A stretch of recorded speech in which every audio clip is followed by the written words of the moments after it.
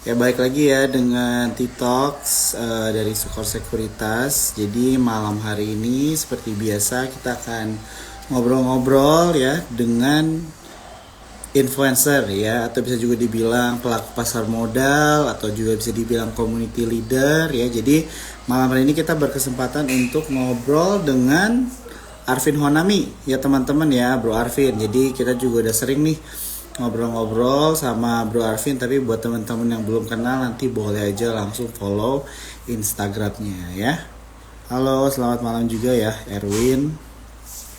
Oke teman-teman, jadi sedikit recap ya untuk hari ini. Memang ISG itu minus 1% ya, 1,01%. Jadi memang sudah ada prediksi juga ya teman-teman akan adanya koreksi-koreksi sehat ya, setelah kita melihat ISG itu memang sempat all time high juga ya teman-teman ya.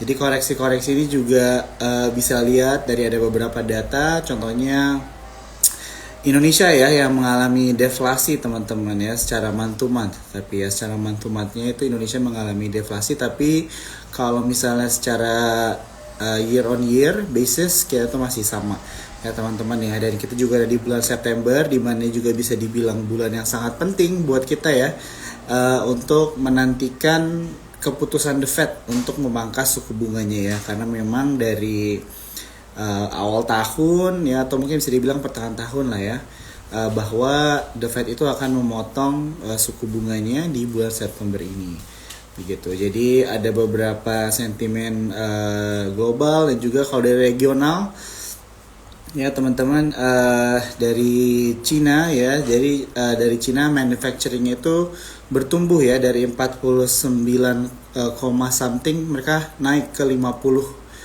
something ya. Jadi bisa dibilang untuk manufacturingnya juga di Cina itu sudah, yang awalnya ada di zona kontraksi sekarang ada di zona ekspansi ya. Jadi kita juga bisa menantikan nih bagaimana pertumbuhan ekonomi di Cina, karena tentunya dengan ekonomi Cina yang membaik ya, jadi demand,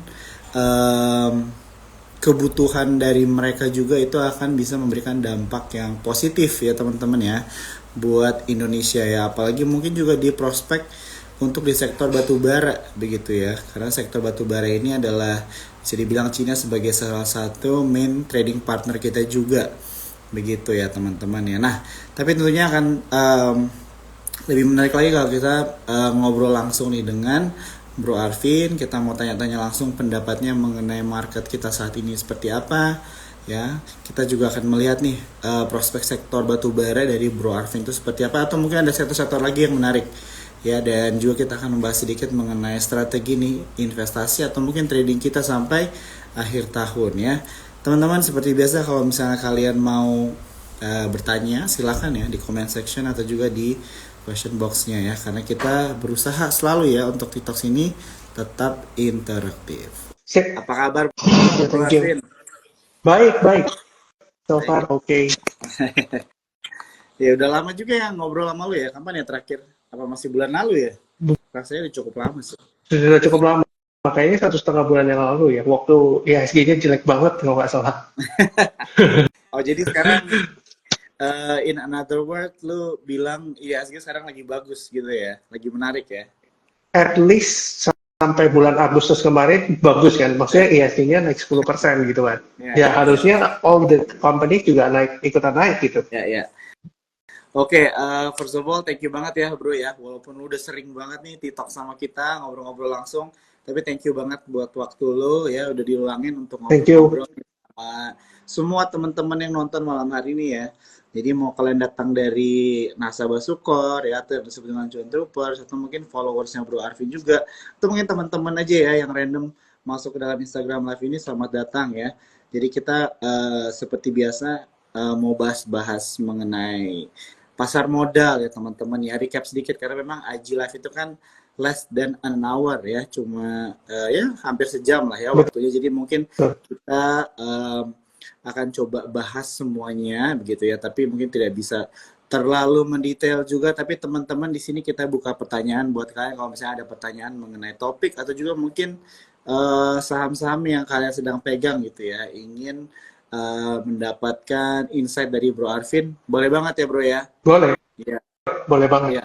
Ya, jadi tapi teman-teman tetap ya semuanya disclaimer on, tetap do your own research juga ya. Oke, jadi Bro gimana nih tanggapannya mengenai bursa kita nih? Sekarang kan masih hari Selasa ya. Ya, Kita hari ini -1% gitu kan. Tapi karena gue juga udah cukup lama nih gak ketemu sama lo, maksudnya ngobrol langsung, mungkin boleh dikasih recap lah atau insight sedikit nih gimana tanggapan lo mengenai bursa kita akhir-akhir ini. oke. Sebenarnya kalau kita bilang dari segi bulan Agustus, it's pretty good ya. Kita bilang naiknya 10% dari, kalau nggak salah 8-10% gitu ya dari bottomnya. Yang which is sebenarnya di awal bulan, kalau teman-teman ingat di tanggal 6 Agustus, gue inget banget tanggalnya gitu ya. Kita kena carry trade waktu itu, Bursa Nikkei jebol 12%, Ya, kita jebol 4%, yang lainnya juga begitu gitu ya. Tapi recovery-nya kan V-shape ya, karena memang carry trade ini sifatnya ya mungkin shock dan panik ya waktu hari itu, habis itu kembali lagi. Nah, so far memang IHSG cukup bagus karena memang akan ada suku bunga cut di bulan September ya, dan itu sudah dikonfirmasi oleh Powell waktu event Jackson Hole. Kalau nggak salah 1-2 minggu yang lalu ada event Jackson Hole, Powell juga sudah menyampaikan kemungkinan besar akan cut rate. Cuma kita masih belum tahu berapa basis point. 25 atau 50 gitu. ya, Nah, tapi at least itu cut rate adalah sesuatu yang baik gitu ya. Nah, mungkin kalau teman-teman yang ngikutin IG Live kita sebelum-sebelumnya, gue sempat bilang bahwa Fed kemungkinan akan cut rate at least sekali atau tidak cut sama sekali, ya. tergantung dari kondisi politik gitu ya. Nah, akhirnya Fed melakukan cut di bulan September. Nah, sekarang yang kita mau mempertanyakan nih, apakah ini itu cut-nya terlambat atau tidak gitu. Karena ini mau ngelihat bahwa ekonomi Amerika soft landing atau hard landing. Karena hasil dari sebuah cut rate itu hampir dari 5 event cut rate, 4 itu berakhir buruk, bro. Oh, Berakhir buruk gitu ya. Jadi ini kita masih belum lihat gitu ya. Kira-kira apa yang akan terjadi?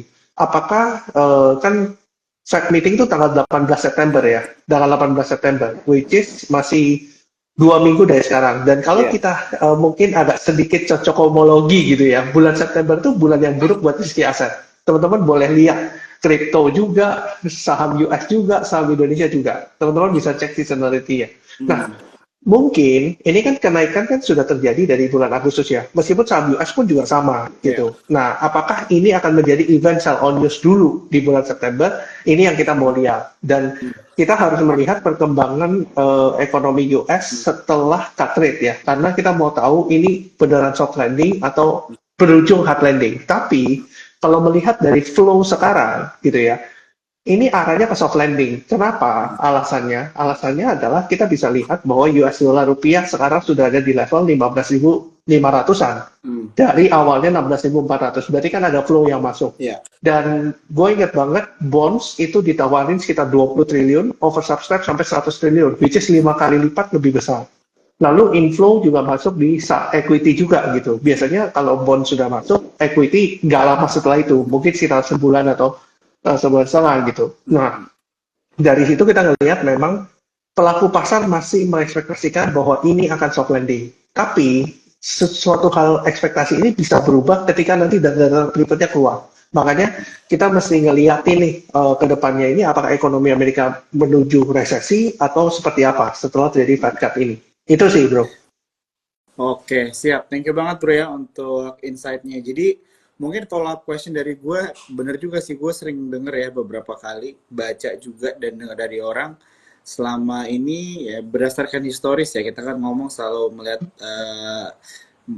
peristiwa-peristiwa yang sudah terjadi gitu ya ke belakang. Kalau misalnya ada pemotongan atau pemangkasan suku bunga itu biasanya uh, downtrend gitu kan ya. Betul ya bro ya. Betul, Nah, betul, nah, betul. jadi untuk mengantisipasi hal itu untuk terjadi kan kita ngomong 4 out of 5 gitu kan. Tadi lu bilang 4 kali Ya, ya dari 5 kali kan. ya, ya. Menurut lo itu better kita masih wait and see dulu sebelum pengumumannya itu akan di-cut atau sekarang itu udah bisa masuk tuh tergantung dari sektor atau sahamnya gimana tanggapannya? Oke, mungkin gua nambahin sedikit dari statement lu gitu ya. Boleh, boleh. Soal Fed yang kenapa kok 4 kali dari 5 kali kok 4 kali kena crash gitu ya. Karena balik lagi, memang Fed itu selalu behind the curve. Dalam arti dia itu ngambil keputusan selalu terlambat compare to current economic condition karena data yang mereka pakai kan lagging bro 1 bulan sebelumnya gitu ya. Ya, Kan kita tidak bisa melihat yang sekarang. Yang sekarang melihat ya. nanti bulan depan gitu kan. Jadi datanya selalu lagging. Makanya kenapa market itu selalu kaget gitu. Kaget ketika, ternyata ekonominya seburuk ini gitu. Nah, ternyata Fed-nya behind the curve gitu. Nah, tapi balik lagi, tentu aja nggak wise gitu ya. Ketika IHSG naik 10%, kita all in di stock semua gitu. Which is risk to reward-nya kan sudah nggak masuk kan gitu. Maksudnya ibaratnya ya kita have some cash lah. Maksudnya even kayak kita Hmm. ngomong fund manager or anything reksadana pun harus minimal punya 20% cash kan. Itu reksadana Iya. loh. Kita sebagai investor pribadi masa nggak punya cash sama sekali. Itu aja sih. Hmm. Jadi kalau mungkin kita ngelihat, oke, saham yang kita pegang agak naik gitu ya. Naiknya Hmm. mungkin sudah belasan, puluhan persen. Lebih baik bukan berarti di-sell semua, enggak. Tapi reduce posisinya supaya kita at least kalau terjadi sesuatu di tanggal 18 September misalnya, kita Hmm. masih ada cash, bumper cash untuk nembak lagi gitu. Itu sih bro. Ya, ya. Gue suka banget nih yang barusan lo mention ya. Jadi mungkin ini sekalian ya menjadi reminder ya buat teman-teman. Seperti biasa Instagram Live ini kita rekam ya. Jadi kalian jangan khawatir kalau misalkan sekarang lagi masih ada yang di jalan pulang atau mungkin berhalangan untuk nonton Instagram Live ini secara penuh. Jangan khawatir ya karena ini akan di save. Ntar kalian bisa nonton aja setelah Instagram Live ini selesai, kalian bisa nonton di Instagramnya Sukor Sekuritas ya. Dan kita juga selalu bagi-bagi merchandise teman-teman ya. Malam hari ini, saat ini ya kita ada 115 nih yang nonton. Jadi aku mau bagi 2 merchandise dari Sukor ya. Ada buku buat kalian, nanti akan dikirim juga sama Sukor. Untuk mendapatkan merchandise ini caranya gimana, kalian tinggal screenshot aja IG Live ini. Jangan lupa tag Sukor, jangan lupa tag Instagramnya Bro Arvin juga, dan masukin caption apa yang kalian pelajari malam hari ini ya. Tadi Bro Arvin ada mention mengenai kita juga perlu wise untuk bisa keep cash juga gitu ya teman-teman ya, supaya nanti kalau misalnya ada potensi koreksi ke depannya, kalian bisa nembak lagi ya, atau kalian bisa masuk lagi di saham-saham yang tentunya promising ya, buat kalian juga prospeknya ke depan. Oke, thank you banget ya Bro Arvin. Jadi ini teman-teman sedikit recap lah ya, kita bisa bilang tanggapan yang Bro Arvin melihat pasar modal kita sekarang gitu ya, apalagi yang sedang identik dengan menunggu keputusan dari The Fed. Nah, sekarang kita mau bahas mengenai sektor nih bro, gitu ya. Jadi kan sektor batu bara ini bisa dibilang salah satu sektor jagoan lah ya di bursa kita bro gitu kan. Jadi Ya, biasanya orang make a lot of profit gitu ya, apalagi retail tuh dari sektor-sektor batu bara biasanya gitu kan. Nah, ya. kalau misalnya dari lu sendiri gimana nih melihat tanggapan sektor batu bara? Karena kalau gue lihat sih tadi datanya katanya harga batu bara itu terkoreksi gitu ya di bulan Hmm. Agustus ini begitu kan, dan kayaknya belum cukup dapat panggung juga, dan nggak mungkin lah ya buat teman-teman itu karena masih berharap-harap batu bara ini baik lagi bro kayak dulu gitu kan, sempat Hmm. euforia banget gitu kan. Nah, gimana nih kalau lo melihat sektor batu bara nih saat ini? Oke, sebenarnya sektor batubara saat ini kalau bisa dibilang ya murah ya, maksudnya dalam arti dengan kondisi sekarang ya. Hmm. Karena ini kembali lagi seperti waktu tahun 2023, artinya kita nggak mungkin berharap seperti tahun 2022 ya. Dan again waktu itu ada something yang mungkin out of Hmm. kita punya ini ya, kita punya perkiraan seperti perang Rusia Ukraina dan Ya. sebagainya. Nah, kalau kita bilang secara tensi geopolitik, sebenarnya tensi geopolitik kita, geopolitik dunia ini masih membara gitu antara Iran dan Israel. Mungkin teman-teman bisa lihat medianya. Bahkan tadi kayaknya ada tembakan juga dari Rusia ke Ukraina juga gitu ya. Meskipun kita masih belum tahu kebenarannya seperti apa, tapi then again, memang perusahaan batubara ini bukan perusahaan yang jelek satu. Yang kedua, memang secara valuasi juga sudah mulai adjustable atau kita sudah bisa ngelihat bottomnya lah. Karena harga batu bara itu bergeraknya di range sekitar, gua coba cek, di range sekitar 130 sampai 150. Jadi kelihatan banget gitu ya range-nya. Dan selama bulan Juli sampai bulan ini gitu ya, bulan September itu harga batu bara kecenderungannya bukan turun tapi naik. Kalau kita ngelihat tren 3 bulan terakhir ya, Ya.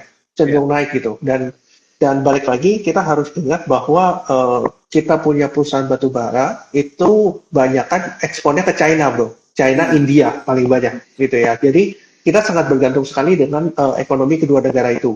Nah, meskipun memang ada beberapa sentimen ya, contoh misalnya, banyak sekali perusahaan batu bara yang high kalori ya. Jadi kan kalau teman-teman tahu, Hmm. batu bara itu kan ada low kalori, middle kalori, ada high kalori gitu kan. Semakin high kalorinya, semakin ibaratnya environmentally friendly lah, di mana yang high grade itu biasanya diekspor ke Eropa, karena Eropa itu kan paling anti itu sama energi kotor gitu ya.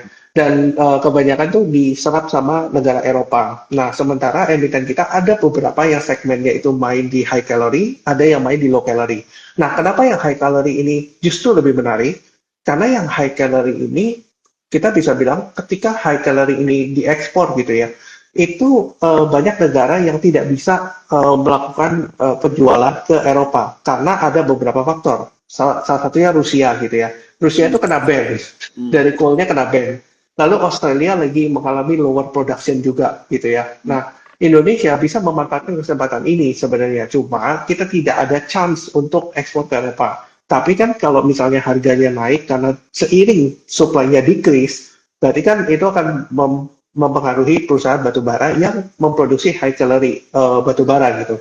Nah, gue pribadi juga bilang bahwa kalau misalnya flow dari luar itu masuk ke Indonesia, pasti masuknya ke dua sektor, banking dan coal, Hmm. gitu. Ini backbone-nya Indonesia, gitu. Nah, jadi karena kalau gua hitung, contohnya misalnya ITMG kemarin ya, dividen interimnya aja 4,5% di level sekarang gitu, apalagi dividen finalnya, itu aja simpelnya, gitu.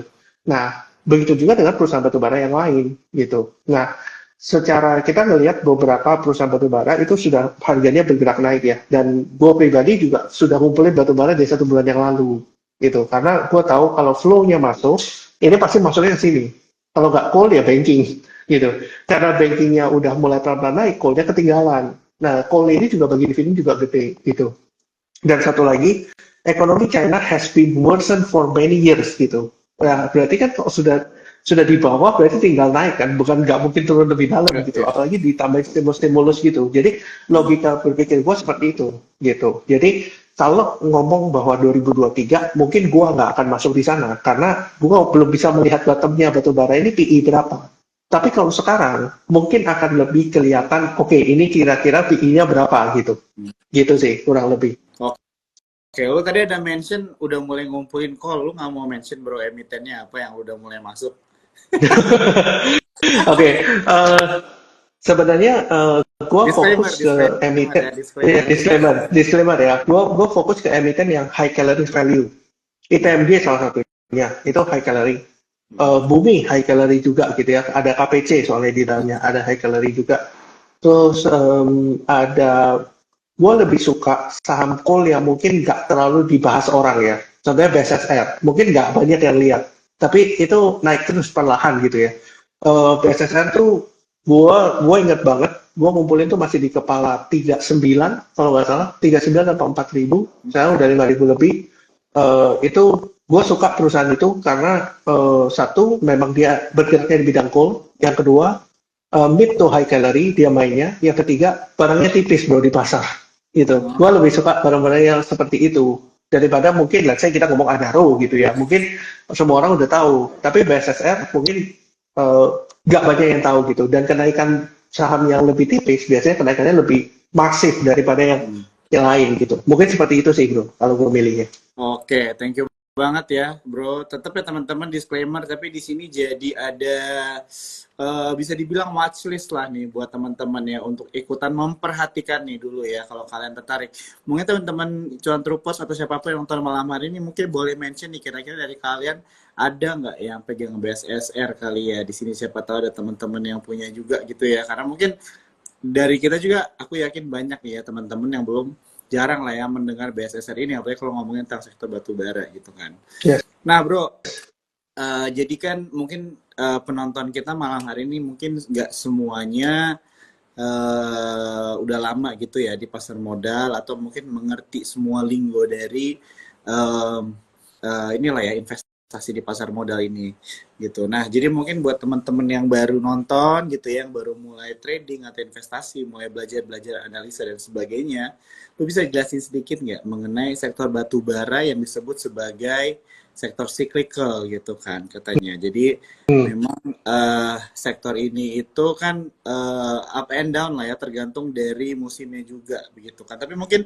lo ada penjelasan yang lebih baik gitu ya atau lebih bagus mungkin yang bisa lo mention nih ke teman-teman semua yang baru belajar kali ya, baru mendengar kata cyclical, lo bisa share-nya nih maksudnya itu apa sih dari sektor batu bara yang sebagai cyclical sector begitu. Oke, sebenarnya kalau kita bilang cyclical, memang perusahaan batu bara ini kan sangat rely ke dua hal ya. Satu price, satu volume gitu ya.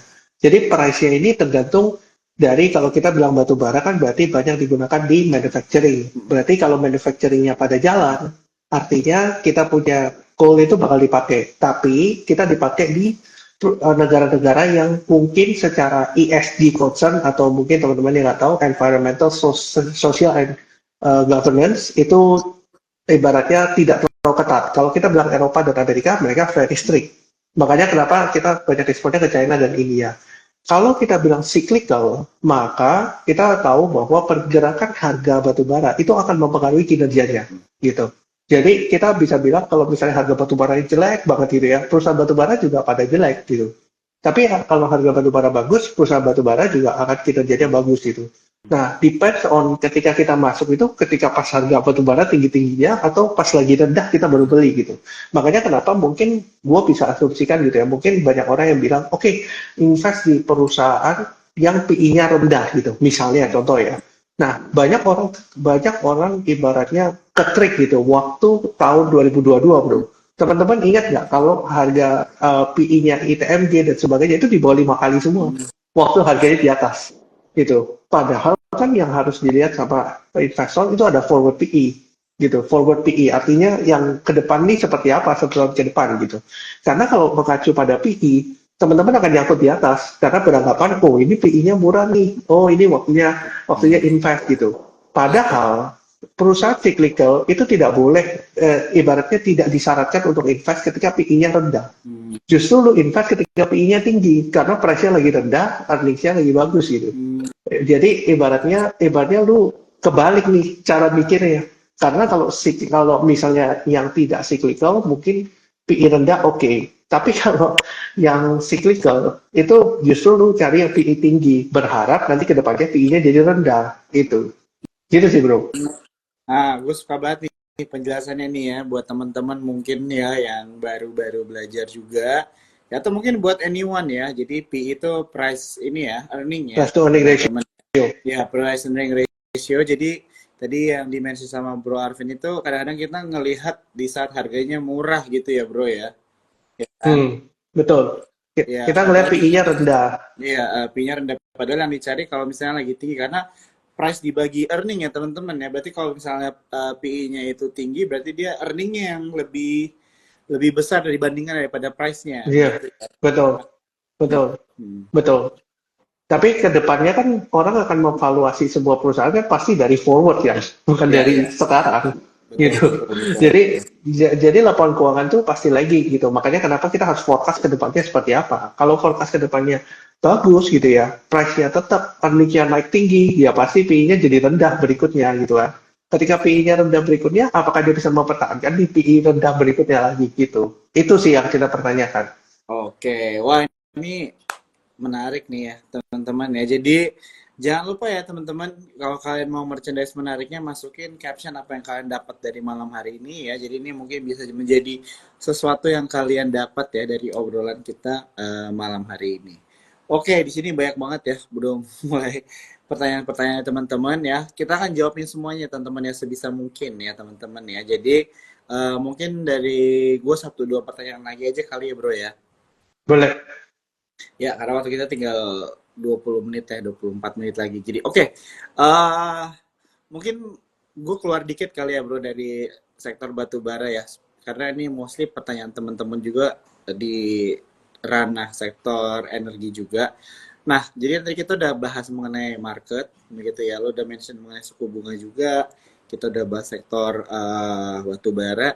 Kalau dari lu sendiri kira-kira ada sektor lain nggak yang menarik untuk diperhatikan dengan iklim ekonomi sekarang gitu ya sampai akhir tahun ini yang bisa nih sama teman-teman semua untuk tetap perhatiin. Oke. Satu adalah sektor properti ya, interest rate sensitif ya.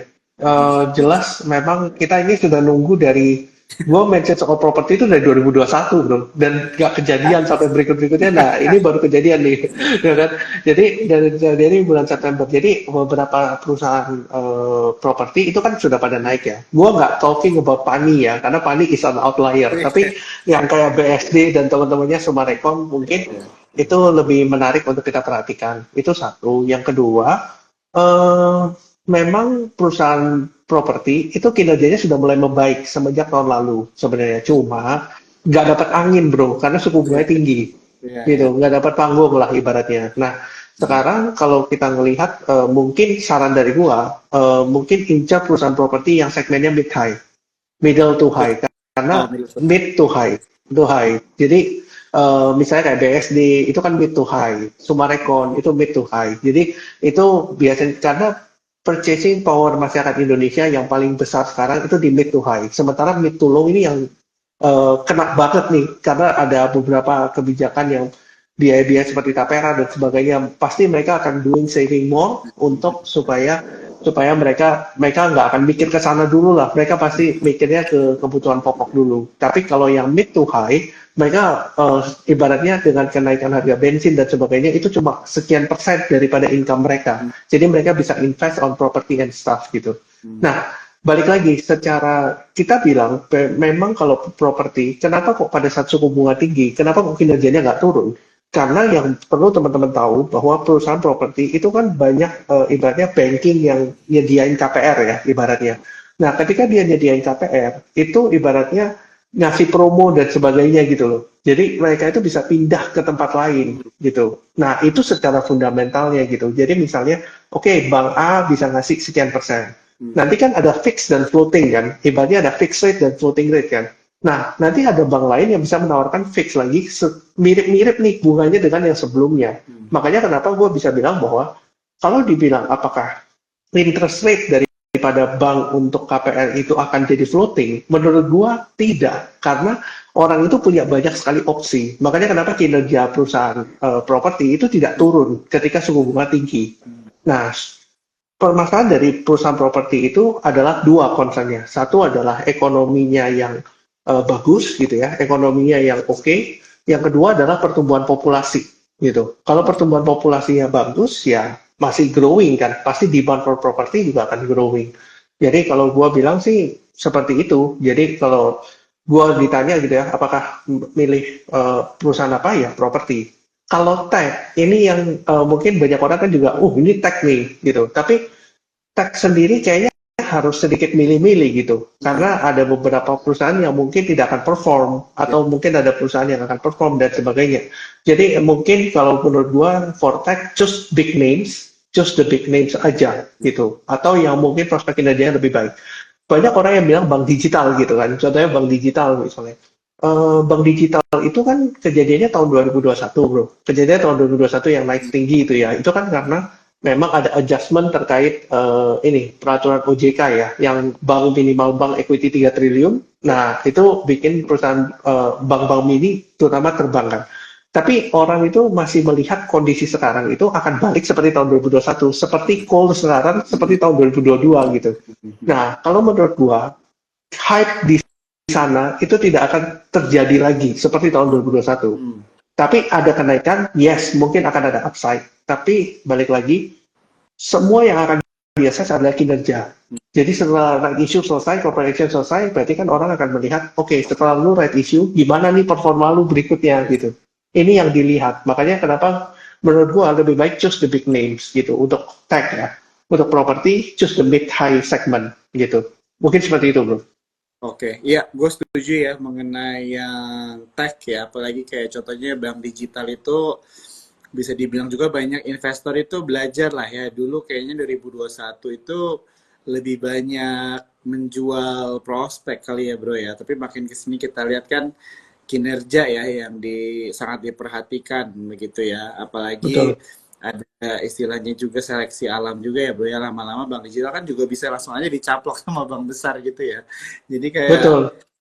jadi mungkin ini bisa menjadi apa ya? Menjadi pegangan juga lah ya buat teman-teman untuk mempertimbangkan apalagi kalau strateginya itu investasi begitu ya kalau untuk bank digital. Sama ending note sedikit bro untuk bank digital ya. Mm-mm. Mungkin seperti tahun 2021 mungkin banyak orang yang salah kaprah gitu Mm. ya. Banyak orang yang bilang bahwa bank digital ini itu akan menggantikan bank konvensional. Tapi Yes. nyatanya kita bisa lihat bahwa bank konvensional juga going to digital gitu. Ibaratnya kita pun sendiri kan ibaratnya pakai BCA Mobile Ya, itu it's a part of digitalization juga kan gitu. Banyak orang yang salah kaprah di situ. Padahal yang menggerakkan harga saham bank digital waktu itu adalah merger and acquisition dan juga peningkatan modal inti. Jadi 3 triliun. Karena banyak sekali perusahaan yang di bawah 3 triliun. Dan mungkin kalau gue bisa mention ada beberapa perusahaan yang mungkin akan mengalami corporate action yang mirip. Salah satunya misalnya perusahaan asuransi, bro. Perusahaan asuransi itu gue udah invest dari Desember gitu karena gue tahu ada POJK di mana ini harus meningkatkan modal sampai 2,5 triliun. Makanya kenapa ada beberapa perusahaan kayak AHAP, JMAX, dan teman-temannya itu ikutan naik semua kan. Karena simple, ketika equity-nya di bawah 2,5 triliun, gue menganggap itu under value untuk mm, perusahaan asuransi gitu ya. Jadi teman-teman bisa ambil opportunity di sana. Makanya coba cari-cari deh gitu. Cari-cari apakah misalnya perusahaan-perusahaan asuransi mungkin ada yang masih equity-nya di bawah 250 miliar gitu. Ini coba cari-cari aja. Dan, tapi ingat juga ya, teman-teman baca POJK-nya deh, karena itu berbeda-beda. Ada perusahaan asuransi konvensional sama syariah. Jadi teman-teman harus tahu perusahaan asuransi yang teman-teman lihat itu asuransi syariah apa konvensional gitu. Dan modal inti minimal berapa. Kalau selama di bawah itu kan berarti murah, gitu aja. ya, ya, ya. Oke, wah ini jadi ada beberapa sektor ya yang di-mention sama Bro Arvin ya, teman-teman tentunya insight-nya ini bisa menjadi menambah wawasan teman-teman juga ya, atau bisa dibilang juga bisa menjadi pertimbangan ya, bahan pertimbangan buat teman-teman untuk make decisions ya dalam berinvestasi atau trading. Oke, mundur sedikit ya. Tadi kita ada bahas mengenai sektor properti, teman-teman semua ya. Tadi kita sempat bahas mengenai sektor properti. Di sini ada traveler idea, ya dia mention bilang Asri juga mid to high. Nah, di sini teman-teman aku mau kasih tahu kalian hari Kamis nanti kita ada Sitox ya. Jadi Sitox itu beda sama Titox. Sitox itu corporate talks. Jadi kita ngobrol sama emiten. Dan Kamis ini kita ngobrol langsung sama direkturnya Asri ya teman-teman ya. Jadi kan kalau mau nanya-nanya tentang emiten Asri ya Alam Sutra Realty ya teman-teman ya. Boleh banget. Apalagi tadi setelah kita udah bahas ya sama Bro Arvin, sektor properti itu menarik gitu ya sekarang. Apalagi dengan kita semakin mendekatnya dengan eh, keputusan gitu ya nanti untuk pemotongan suku bunga. Nah ini jadi momen yang pas nih buat teman-teman ya untuk bertanya-tanya mengenai potensi dari ASRI ya, saham sektor properti Alam Sutra Realty. Oke, bro, kita coba mulai jawabin pertanyaan teman-teman Cuan Troopers dan semua yang nonton boleh ya? Boleh, boleh. Boleh. Oke, nah ini tadi kan kita bahas tentang sektor batubara nih. Ada yang nanya nih dari Fun Store Fun nih. Boleh view bumi gimana nih bro? Tanggapan lo mengenai bumi? Eh, Bumi gue pribadi suka secara teknikal bagus. Dia juga provide high calorie value melalui KPC. Jadi kalau tim Primakul itu juga high calorie value. Harusnya sih cukup oke ya. Tapi perlu diingat juga Bumi itu belum pernah bagi dividen gitu ya. Mungkin orang lebih tertarik yang bagi dividen dulu karena ibaratnya kalau misalnya satu perusahaan, satu sektor cool gitu ya, ada yang bagi dividen, berarti kan ada uang pasti nih, Hmm. gitu ya, ada uang pasti. Tapi kalau yang kayak Bumi dan sebagainya, itu akan naik setelah yang kayak Adaro, ITMJ, dan teman-temannya yang naik, nah ini baru ikut keangkat gitu. Makanya kenapa kalau teman-teman lihat, Bumi itu yang geraknya terakhir. Kalau compare tuh, misalnya ITMJ dan sebagainya udah naik banyak gitu ya, Beauty naik banyak gitu, tapi Bumi ini yang terakhir. Tapi balik lagi, Bumi ini kan main fraksi di 98, 90-an gitu ya. Jadi potensi upside-nya itu gede karena satu tick-nya kan gede-gede gitu dibandingkan dengan ITMY misalnya. Jadi kalau mau main di Alpha Stocks ya untuk Bumi, Alpha Stocks di call ya Bumi salah satu one of the Alpha Stocks ya gitu. Tapi Bumi sendiri juga sudah kena ya target double bottom-nya. Kalau teman-teman lihat ada double bottom di 70 sampai 85 ini udah kena nih di 100 ya dan angka psikologis juga. Jadi mungkin ada retracement dulu sementara gitu ya. Kita lihatlah mungkin daerah 94 sampai 92 itu bisa dipertimbangkan gitu ya kalau ada reversal. Itu sih, Bro. Oke, ya ini buat teman-teman yang nanya Bumi ya, udah dijawab sama Bro Arvin. Kita lanjut lagi. Nah, ini kita pindah sektor nih. KMSP gimana nih bro tanggapannya? Oke, HMSP ya. HMSP ini kan muncul spekulasinya setelah kemungkinan Bu Sri Mulyani tidak akan menjabat untuk ketiga kalinya, kedua kalinya gitu ya, setelah kabinet Pak Jokowi. Yeah. Bahkan Bu Sri Mulyani juga sudah sempat mention tidak bakal lagi untuk tidak bakal lagi untuk take role on Kementerian Keuangan gitu ya. Berarti kan ada somebody else gitu ya. Nah, pertanyaannya somebody else ini siapa gitu. Ini yang kita mau tahu gitu. Karena gini sih bro, memang rokok ini very tricky. Satu, memang kalau cukainya naik tinggi, banyak orang yang beralih ke rokok ilegal. Akhirnya ke kesehatan juga. Tapi kalau cukainya nggak dinaikin, nanti orang-orang juga ngerokok di rokok resmi. Jadi it's very very complicating gitu. Buat Bu Sri Mulyani pasti very complicating juga. Nah, apakah nggak tahu ya? Menurut gua ini kan belakangan ada flow yang masuk ya di HMSP.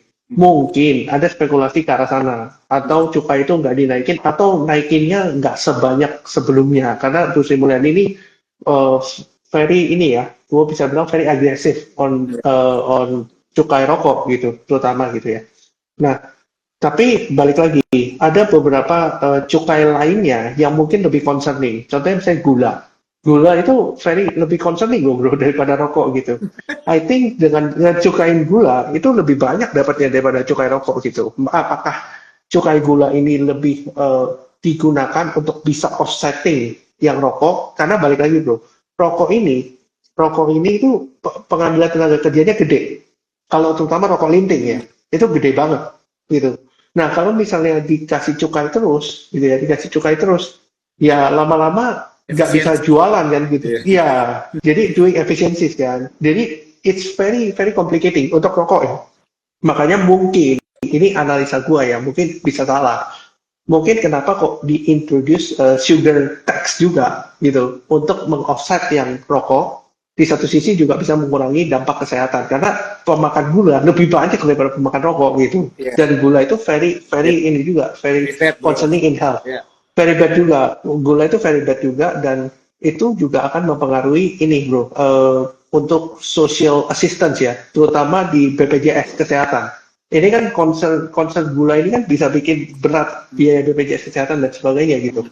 Nah makanya kenapa ini ada rumor ya bro ya, ada rumor yang akan jadi Kementerian Keuangan itu Pak Budi Gunadi Sadikin yang sekarang Kementerian Kesehatan gitu. Kalau beliau yang masuk, kemungkinan sugar tax ini akan dijalanin bro, kemungkinan karena dia kan tahu bro kondisi BPJS kesehatan seperti apa. Gitu. Dia kan tahu gitu. Jadi ya seperti itu sih. Gue bisa bilang bahwa ya lebih ke arah orang spekulasi on cukai rokoknya naik berapa atau nggak naik sama sekali. Menurut gue seperti itu sih. Ya, ya. Wah ini menarik nih teman-teman ya. Jadi pertama kali kita TikTok slash seminar kesehatan ya bro ya bisa dibilang.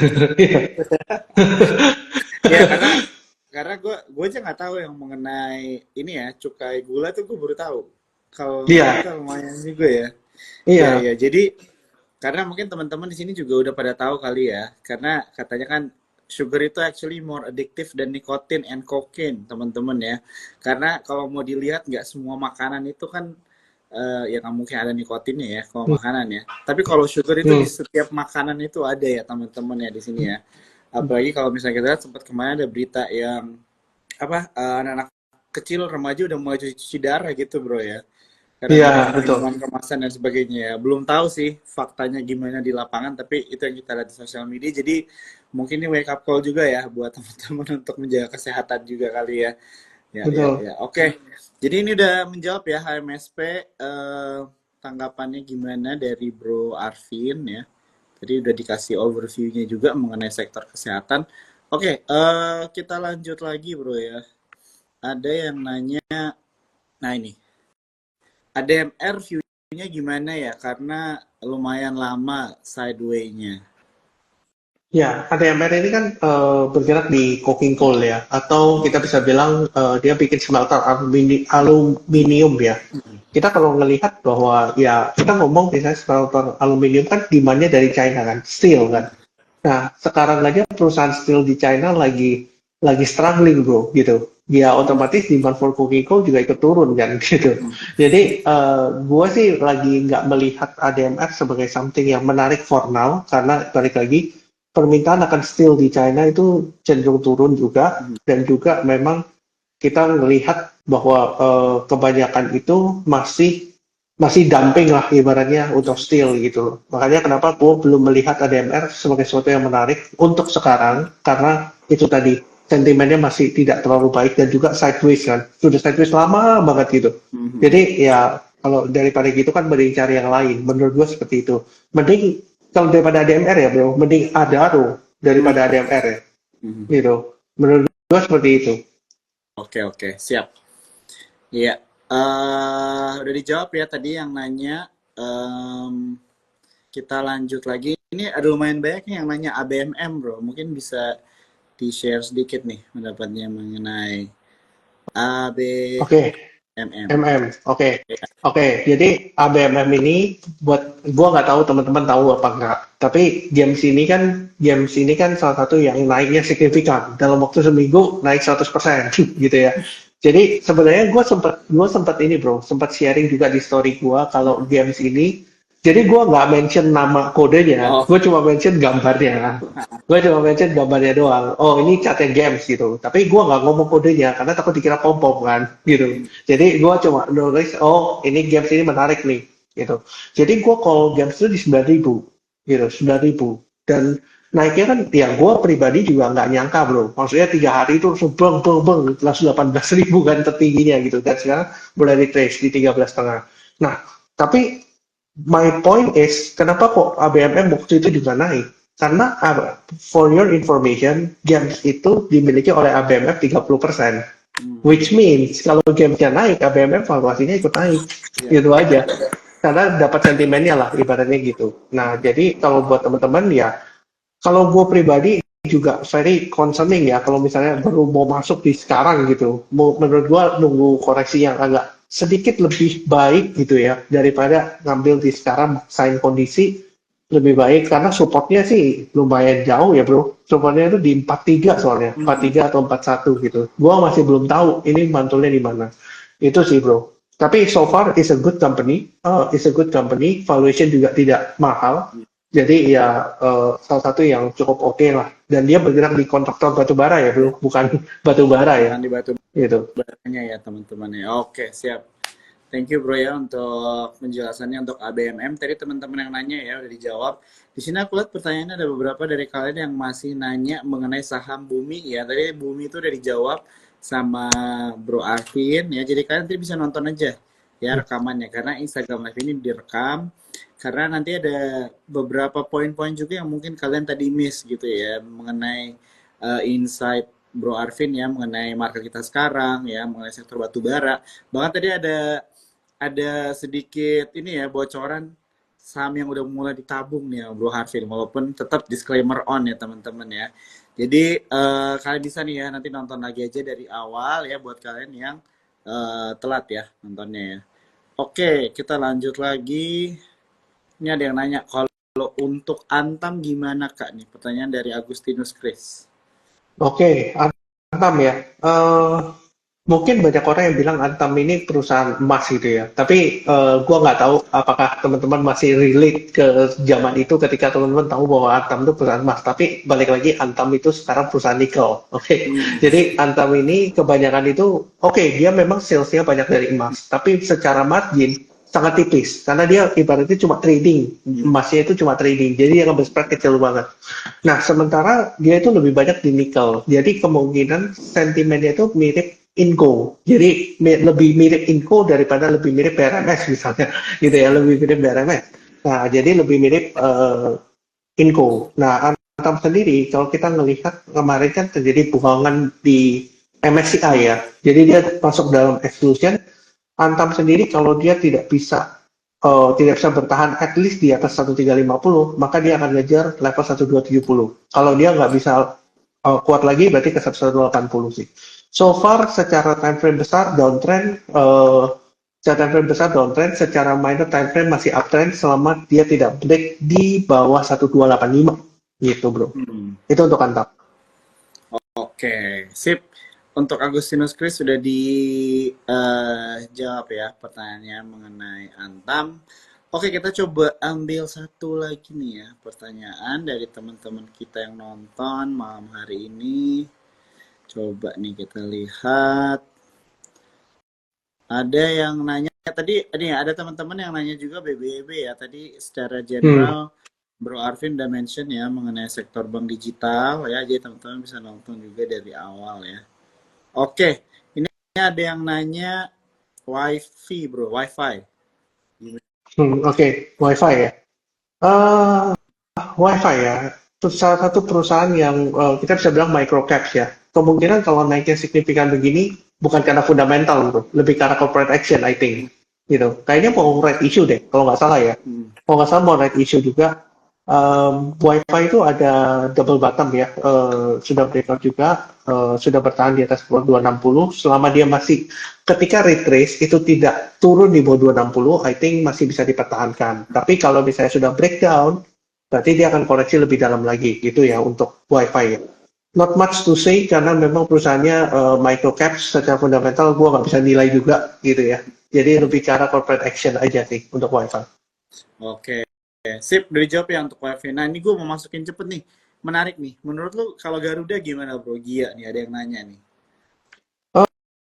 Gue nggak tahu dia ini masih FCA nggak ya? 63, Masih ya? 63 dia sekarang.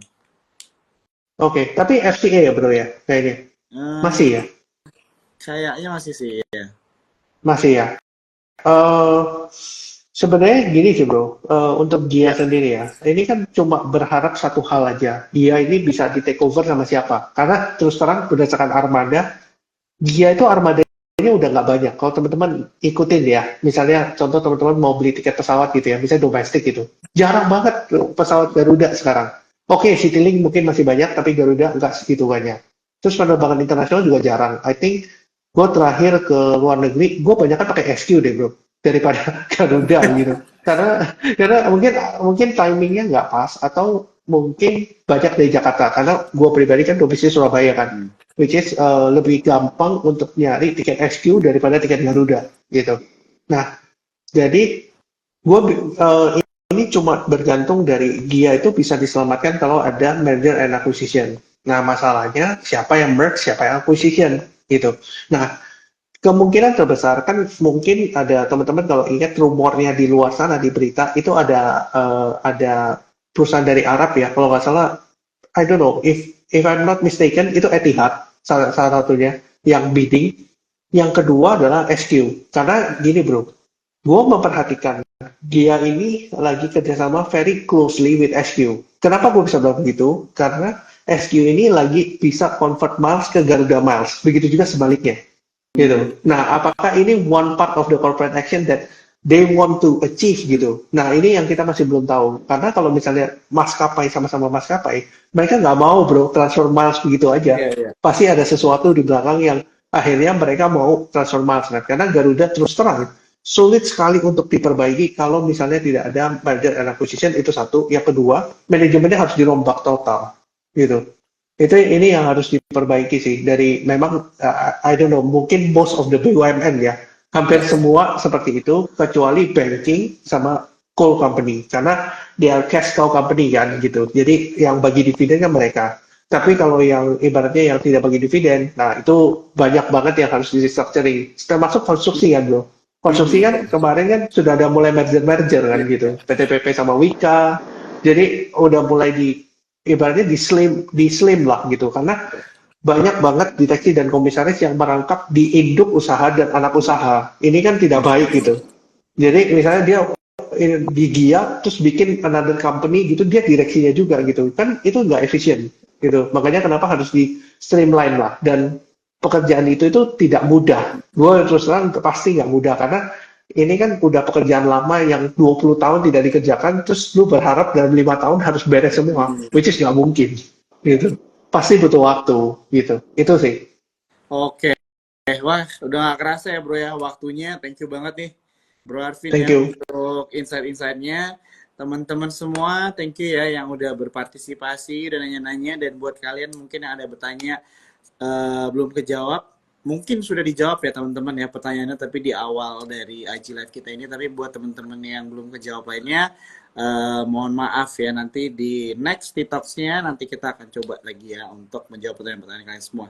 Oke, mungkin Bro Arvin itu aja dari gua malam hari ini. Thank Thank you. you banget ya bro ya untuk Thank you. insight ya, untuk waktu lu juga. Semoga kita bisa ketemu lagi di TikTok atau mungkin event-event Sukor Sekuritas ke depannya bro ya. Thank you. Oke, Thank you siap bro. semuanya. Selamat malam ya bro ya. Thank you. Pamit dulu. Bye-bye semuanya. Bye bye.